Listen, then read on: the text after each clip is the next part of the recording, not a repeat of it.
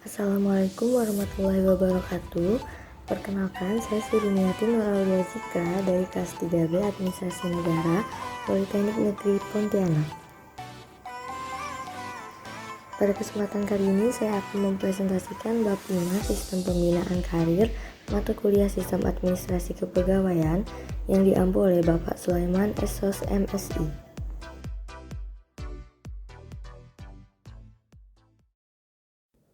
Sistem Pembinaan Karir. Pembinaan PNS dilaksanakan berdasarkan 1. Sistem prestasi kerja, yaitu sistem kepegawaian pengangkatan seseorang dalam suatu jabatan didasarkan atas kecakapan dan prestasi yang telah dicapai. 2. Sistem karir, yaitu sistem kepegawaian pengangkatan pertama seseorang didasarkan atas kecakapan, pengalaman, kesetiaan, pengabdian, dan syarat-syarat objektif lainnya turut menentukan. Manajemen pegawai negeri sipil adalah keseluruhan upaya-upaya untuk meningkatkan efisiensi, efektivitas, dan derajat profesionalisme penyelenggaraan tugas, fungsi, dan kewajiban kepegawaian yang meliputi perencanaan, pengadaan, pengembangan kualitas, penempatan, promosi, penggajian, kesejahteraan, dan pemberhentian. Fungsi-fungsi manajemen PNS meliputi 1. Perencanaan, 2. Pengadaan PNS, 3. Pengembangan PNS, 4. Penilaian, 5. Penghargaan, dan 6. Pemberhentian dan kesejahteraan. 1. Formasi PNS, yaitu jumlah dan susunan pangkat PNS yang diperlukan dalam suatu satuan organisasi negara untuk mampu melaksanakan tugas pokok dalam jangka waktu tertentu.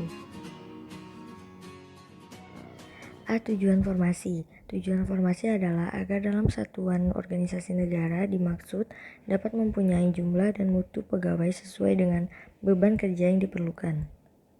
B. Dasar penyusunan formasi, yaitu analisis kebutuhan dan penyediaan pegawai sesuai dengan jabatan yang tersedia dengan memperhatikan norma standar dan prosedur yang ditetapkan oleh pemerintah. Dalam melakukan analisis kebutuhan didasarkan pada 1. Jenis pekerjaan, 2. Sifat pekerjaan, 3. Analisis beban kerja, dan 4. Prinsip pelaksanaan pekerjaan.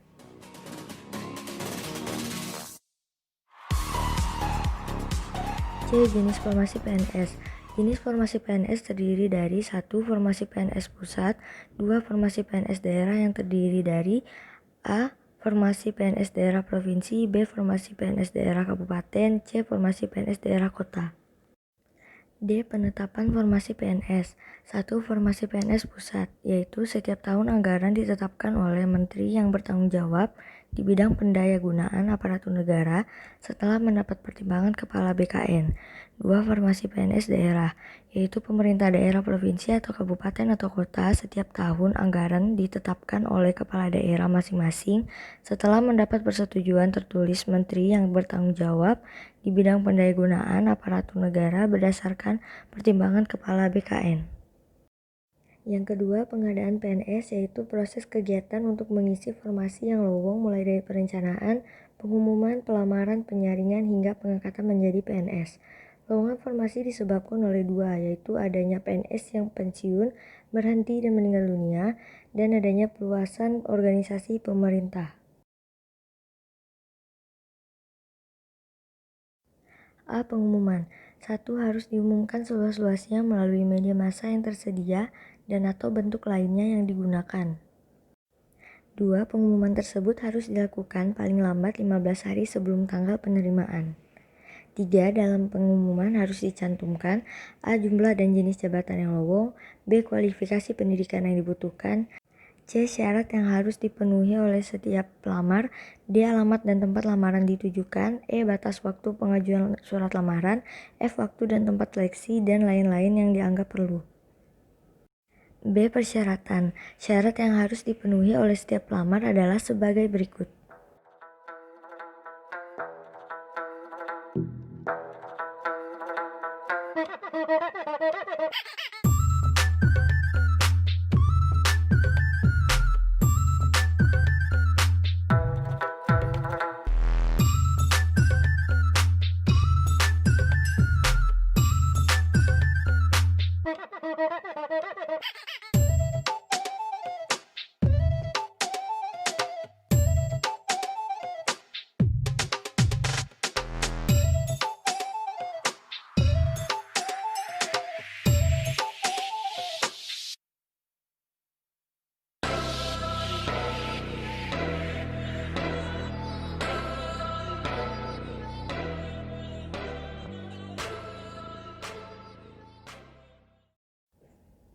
C. Pelamaran. 1. Lamaran ditulis dengan tulisan tangan sendiri, ditujukan kepada pejabat pembina kepegawaian instansi yang bersangkutan.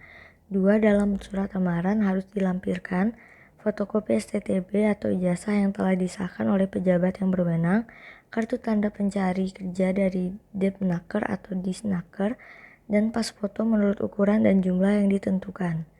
D. Penyaringan. 1. Pemeriksaan administratif, panitia ujian, tugas panitia ujian, materi ujian, ujian dan pengumuman pelamar yang diterima. D. Pengangkatan. 1. Pengangkatan sebagai CPNS. A. Pelamar dinyatakan lulus dan diterima wajib melengkapi dan menyerahkan kelengkapan administrasi yaitu sebagai berikut.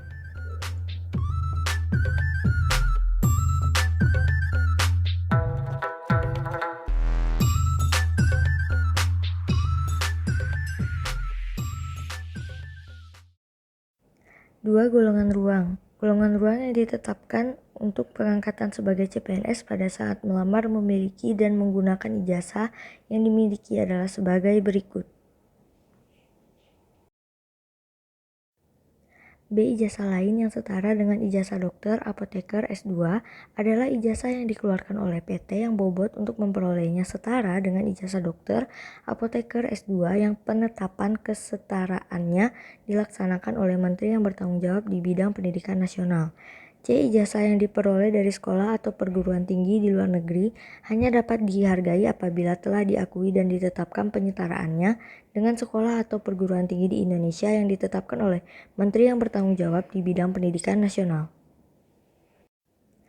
Yang ketiga, penghasilan. Gaji PNS adalah penghasilan PNS yang terdiri atas gaji pokok, tunjangan keluarga, tunjangan jabatan apabila menduduki jabatan, dan tunjangan lainnya yang berlaku bagi PNS. 4. Masa percobaan dan 5. Pengangkatan CPNS menjadi PNS.